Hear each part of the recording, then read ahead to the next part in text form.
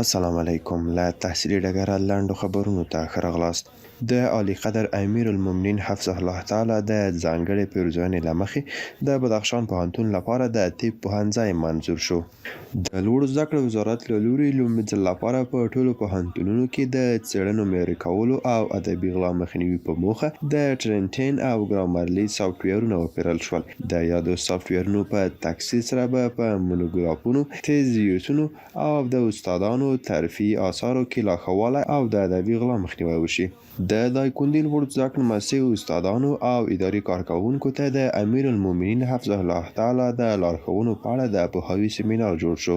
د کابل پولیتخنیک پوهنتون ساختماني پوهنځي د صنعتي او مدني ودانیو څانګې شپنۍ دورې 115 تنو محصلینو له خپلو دیپلوم پروژو څخه دفاع وکړه.